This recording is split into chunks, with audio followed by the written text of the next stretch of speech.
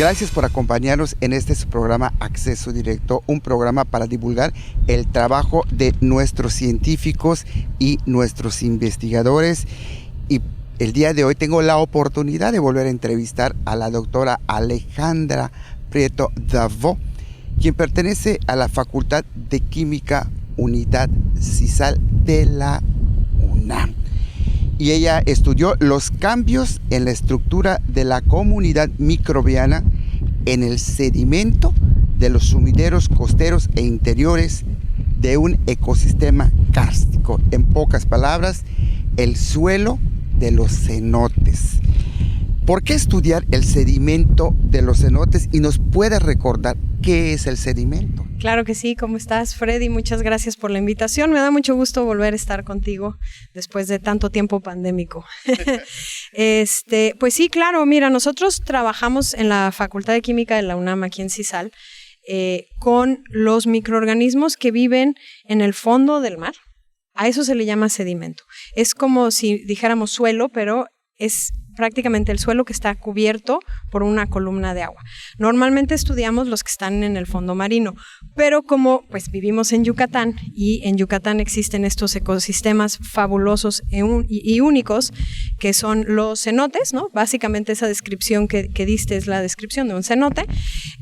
Nos interesaba mucho estudiar y nos sigue interesando las comunidades microbianas que están en esos suelos o sedimentos, ¿no? El sedimento es eso, es la parte del fondo que está con una columna de agua arriba.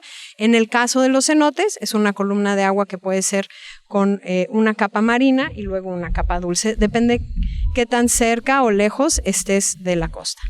Y nosotros los estudiamos porque dentro de esa comunidad microbiana, la comunicación entre esas bacterias es comunicación con química, moléculas que se producen por un microorganismo para decirle o avisarle algo a otro. Y entre esas moléculas existen compuestos que pueden ser antibióticos, anticancerígenos o antivirales. Entonces, nuestro estudio comenzó hace ya varios años con una colaboración con la Universidad de Rockefeller en Nueva York. Creo que alguna vez platicamos de ello y hoy lo puedes decir. Sí, ya te lo puedo platicar bien, pero bueno, empezamos con una colaboración para explorar el fondo de estos cenotes como una fuente de nuevos antibióticos. Y eso hemos estado haciendo en los últimos 5 años. Hemos estado yendo a muchos cenotes a todo alrededor de la península y empezamos a ver que justamente que cada uno de los cenotes que nosotros veíamos podían llegar a ser cenotes muy distintos al resto. O sea, hay algunas localidades en las que los cenotes, la comunidad de microorganismos en los sedimentos es muy característica del lugar. Cuando me refiero a únicos, no quiere decir que no existan esos microorganismos en otro lugar, sino que son muy diferentes a los que hay en otros cenotes. Y este artículo del que hablas, que fue el estudio que se publicó hace poco, a principios de año, en el Nature Scientific Reports, es un artículo en el cual empezamos también a estudiar la ecología de estos microorganismos. Entonces, lo primero que hicimos fue caracterizar, o sea, ver quiénes están ahí y qué tipo de funciones ecológicas podrían estar desarrollando. Entonces, de eso se trata ese artículo. ¿La comunidad microbiana cambia o es igual en todos los cenotes? Ya usted nos explicaba. ¿Cuál es la diferencia entre un cenote que está cerca de la costa y un cenote que está al interior, por decir, los que están en Común, los que están en Valladolid, dentro de la península? ¿Cuál es? O sea, ¿qué hay? ¿Qué los hace diferentes? O sea, el suelo que está allá, ¿qué los hace diferentes? Claro, mira, esa es una de las cosas que nos llamó la atención en porque este usted sí estudio. lo estudió, sí, lo claro, buceó. Exactamente, nosotros buceamos, tenemos buzos expertos en cavernas que se meten justamente hasta el fondo del cenote y después empiezan a seguir dentro de las cavernas y se van muy adentro de estas cuevas. La ventaja de tener muestras de estas cuevas en las que muy poca gente puede accesar, me parece que es la palabra correcta, es que nadie ha estudiado qué es lo que hay ahí en el fondo, ¿no? Porque hay muy poca influencia humana en estas cuevas directa. Hay influencia indirecta, obviamente, porque las corrientes de agua pueden llegar a traer contaminantes, pueden llegar a traer aportes de otros sitios del acuífero, pero directamente la gente que entra al cenote y se queda en la zona que está abierta y descubierta, por donde generalmente hay una comunicación con la atmósfera, ¿no? Con el aire y muchas veces luz. Estos 2 cenotes que nosotros estudiamos principalmente ahorita para este estudio de ecología, son 2 cenotes que están abiertos. Uno es el Zapote, que se encuentra en Quintana Roo, es muy cercano a la costa, y el otro es el cenote Nomozón, que se encuentra en el lado de Yucatán, dentro de la península. Y lo que nos llamó mucho la atención fue que nosotros pensamos, en realidad desde el principio creímos que como el acuífero subterráneo, el río más grande subterráneo del planeta se encuentra en Yucatán, o sea, no tenemos ríos por arriba, todo se percola, y entonces creímos que probablemente el ambiente era muy característico, pero la comunidad microbiana iba a ser muy parecida, pues porque están en una zona que tiene características ambientales similares.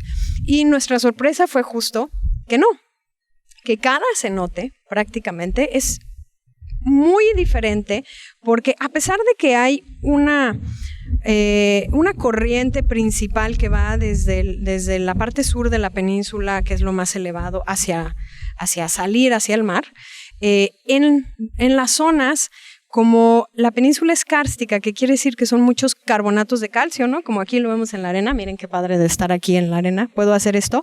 Toda esta arena está hecha de carbonato de calcio, y ese carbonato de calcio es muy fácil de erosionar, muy fácil de romper, muy fácil de hacerlo hoyos, ¿no? Y eso es lo que pasa con el suelo, los suelos de la península. Cuando penetra el agua, esa agua es un poco ácida y entonces rompe huecos. Así que en las zonas locales, a pesar de que el flujo tiene una salida principal que es del centro hacia las costas para salir al mar, como todos los ríos, en la parte más local el flujo es muy dinámico y cambiante, entonces cada cenote es muy característico. Usted decía, tiene agua muy ácida, y esa acidez se va al sedimento. Bueno, no es un agua muy ácida, es ligeramente ácida, que es lo que hace que esa agua pueda después... Para que destruya rocas. No, pues el agua de la lluvia destruye rocas, ¿no? O sea, el agua de la lluvia, ese es justamente uno de los procesos geoquímicos que ocurren en el planeta, es que el agua cae. ¿Qué le parece si nos vamos a un corte comercial y regresamos? Claro que sí.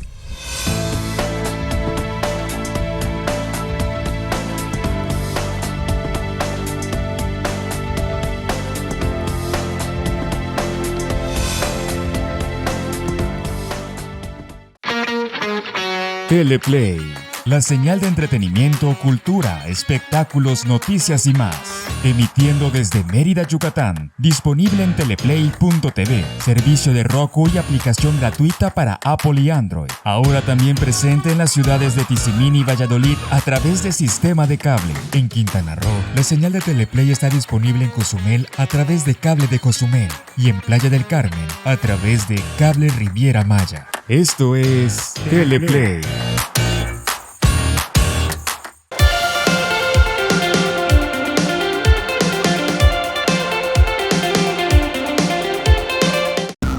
Noticias Teleplay. Mantente informado de los sucesos más relevantes de la península de Yucatán de lunes a viernes a las 2:30 p.m. y repetición 6:30 p.m. a través de nuestra app y redes sociales. Solo por Teleplay.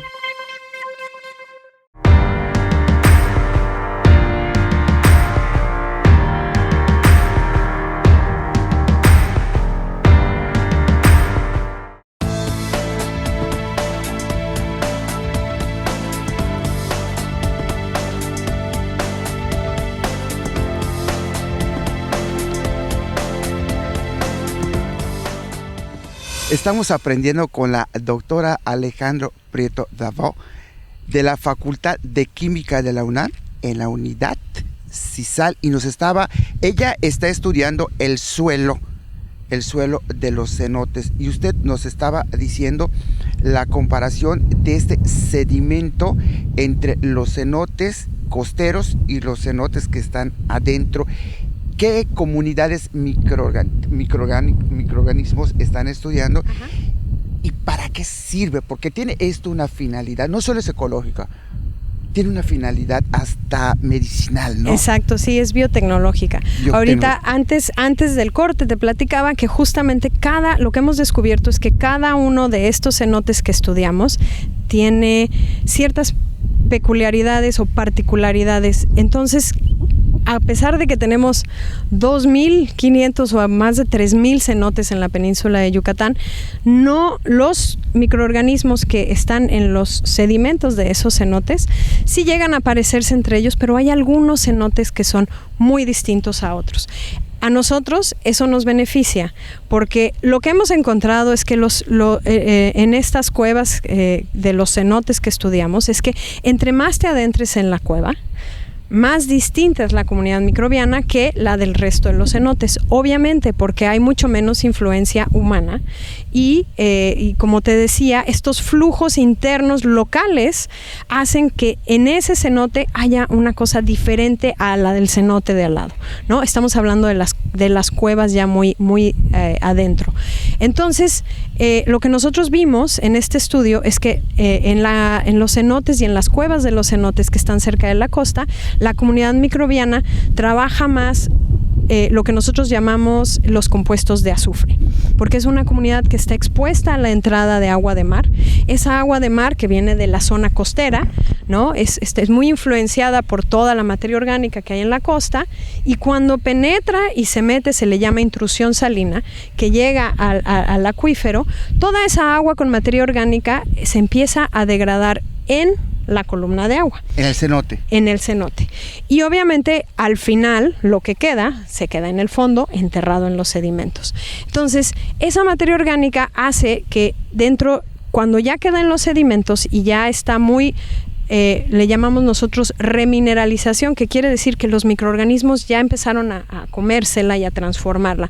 Cuando llegan al fondo de ese cenote, que son los sedimentos, hay muchos compuestos, empieza a perderse el oxígeno y empiezan a entrar otras bacterias que transforman los compuestos del azufre. Eso es principalmente los metabolismos o las bacterias que están en los sedimentos de este cenote costero están asociados con el azufre.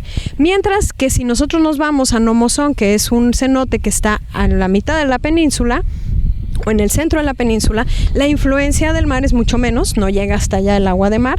La columna de agua es prácticamente agua fresca, ¿no?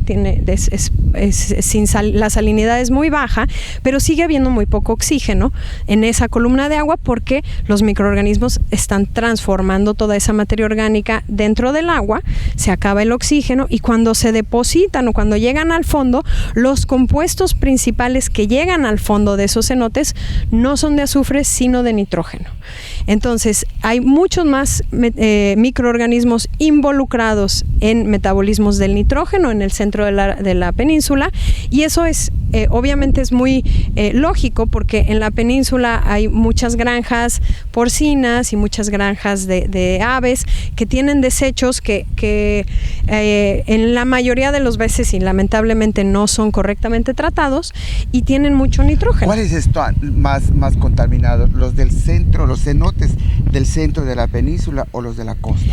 Pues mira, si estamos hablando del tipo de compuestos, ¿no? La influencia principal dentro del centro es por estos compuestos nitrogenados que están generalmente asociados con los desechos de granjas porcinas, de animales y de aves, ¿no? Pero la zona costera tiene mucho más flujo de entrada y salida. Como tiene flujo de entrada y salida por las mareas, el agua recircula más. Entonces, a pesar de que los compuestos de azufre normalmente se considera que son de unas zonas en las que se dice que están contaminadas por materia orgánica, ¿no?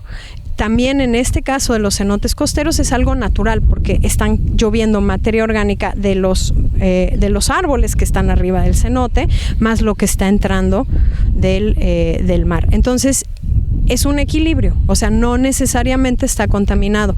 Y lo que vemos en los cenotes del centro es y lo que queremos seguir estudiando es si en la mayoría de los cenotes del centro es principalmente el nitrógeno, y empezar a ver, porque todavía, o sea, la respuesta a tu pregunta no te la puedo dar perfectamente, porque aún no hemos hecho el estudio. De hecho, ayer estuvimos en el parque científico con la gente de isótopos estables que trabaja allá en el parque también de la UNAM, y estamos justamente tratando de hacer proyectos para ver de dónde vienen esos nitrógenos, si vienen de fuentes animales o si viene de fuente vegetal, para saber si son nitrógenos locales o nitrógenos traídos de fuera. Eso sí se puede saber, eso sí lo podemos estudiar, aunque obviamente la literatura y los estudios previos de los cenotes y del agua del cenote por lo general indican que son contaminación por las granjas. Esas comunidades microbianas que ustedes están estudiando, ¿dónde son más ricas? ¿En los cenotes costeros o en los cenotes de adentro? ¿Y por qué hay que cuidarlos? Porque medicinas de qué están sacando o precursores de qué, ¿de qué son? Claro, entonces bueno, esta fue toda la parte ecológica que obviamente es muy emocionante para conocer bien cuáles son esos microorganismos. La parte biotecnológica que nosotros también estudiamos en conjunto con muchas colaboraciones, tanto en CEU como en el extranjero, estamos viendo qué moléculas producen esos microorganismos que puedan ser utilizadas como antibióticos, anticancerígenos y antivirales, ¿no? Porque son moléculas de comunicación que afectan células. Entonces, pueden ser, como bien dices, directamente utilizadas como un antibiótico, o pueden ser una molécula precursora que después se puede modificar en un laboratorio para poder ser un antibiótico de una nueva generación, ¿no? Sabemos que los antibióticos desafortunadamente están empezando a dejar de funcionar contra las bacterias resistentes. Es uno de los problemas más grandes a los que nos vamos a enfrentar en los próximos 10 años. Desde hace ya 10 años que se han empezado a hacer estos estudios de tratar de encontrar nuevas moléculas, pero es muy difícil. He ahí la importancia de estudiarla en los cenotes, porque este ambiente es tan distinto a cualquier otro que se ha estudiado que hay una gran probabilidad de que las bacterias que viven ahí produzcan moléculas distintas a las que producen microorganismos en otros lugares. Nos vamos a corte comercial y regresamos.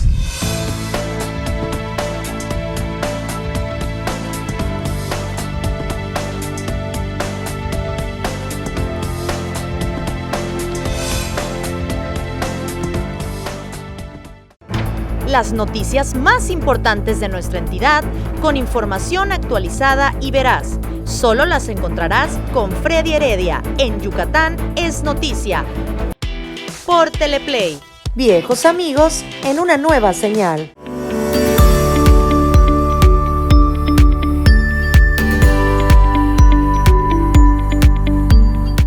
Rafael Vega y Armando Escalante nos invitan a comparar y contrastar los hechos y noticias del sureste de México. En el programa Contrastes, diferentes puntos de vista se unen en este espacio todos los jueves a las 11:30 de la mañana.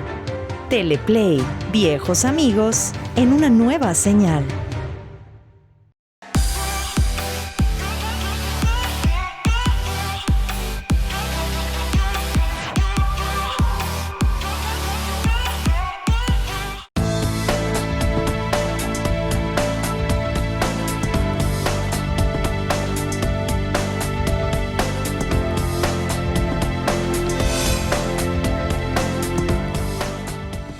Estamos platicando y aprendiendo con la doctora Alejandra Prieto Davao de la Facultad de Química de la Unidad CISAL de la UNAM.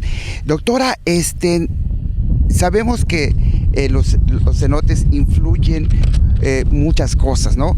Entre ellos, ¿cómo influye la luz, la fauna, la lluvia, a que existan diferentes comunidades microbianas? Sabemos que los cenotes en regiones centrales son de agua más dulce y las cercanas tienen una marcada estratificación de agua superficial, sí, dulce, pero también salada. Claro, los de la costa tienen eso que platicábamos, que es la intrusión salina.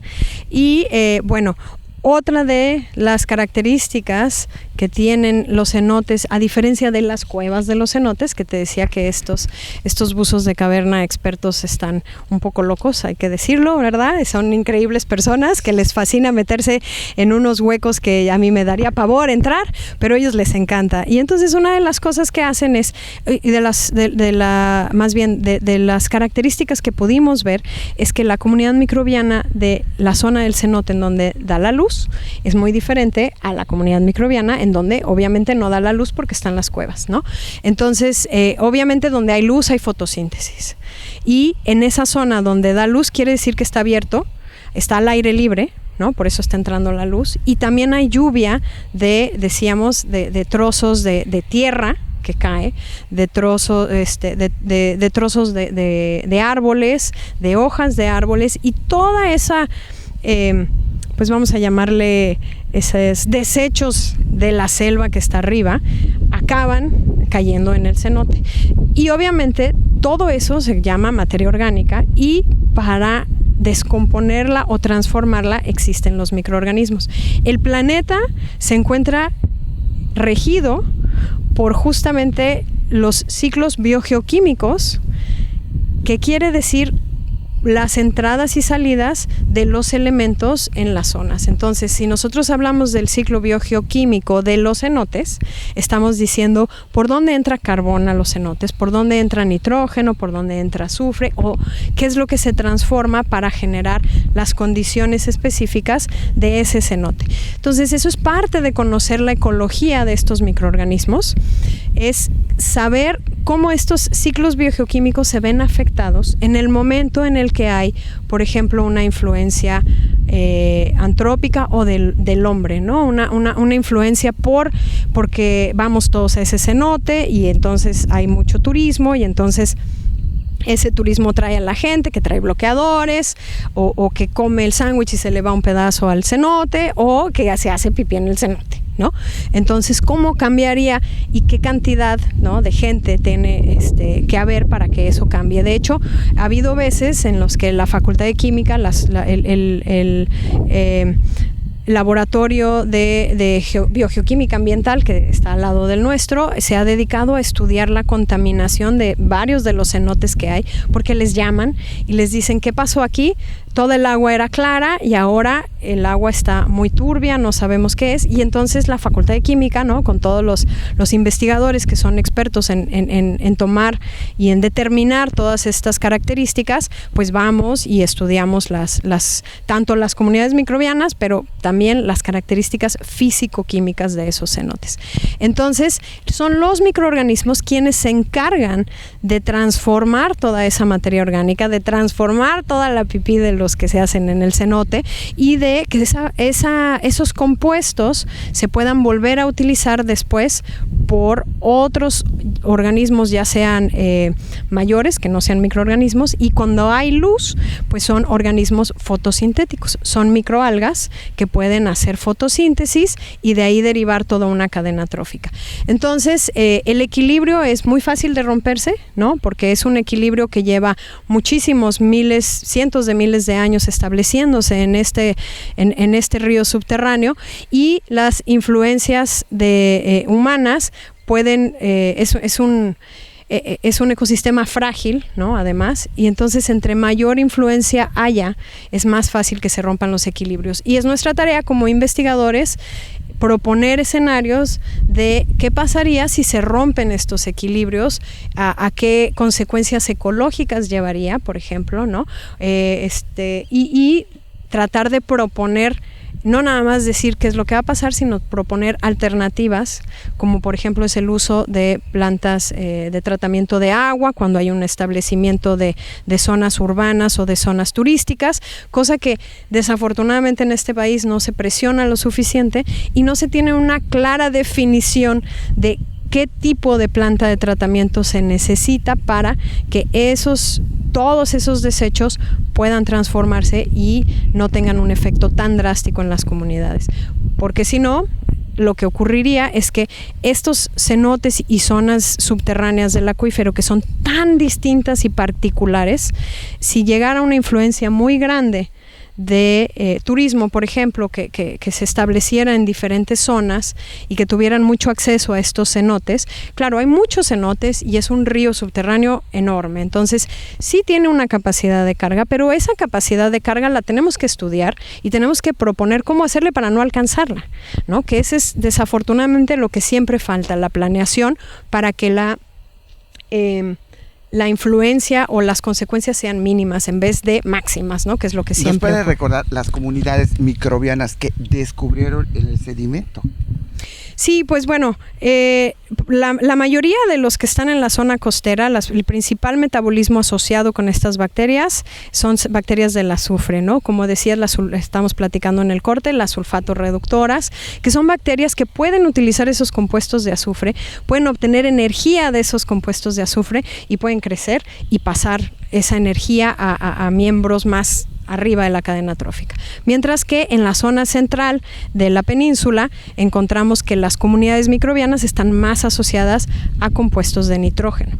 Y ambos, tanto el nitrógeno como el azufre, son elementos importantes en la producción de los metabolitos secundarios que a la larga se pueden utilizar como, o sea, son moléculas que también podrían estar produciendo estas bacterias para comunicarse, y con ese acceso al nitrógeno, con ese acceso al azufre, pueden incorporar esos elementos en la estructura química y generar antibióticos y anticancerígenos, antivirales, antihelmínticos, todo tipo de fármacos con actividades muy altas. Por eso es importante cuidar los cenotes. Así es, y por eso es importante cuidar cada uno de los cenotes, porque cada uno de los cenotes puede llegar a tener unas características muy diferentes a las de otros cenotes.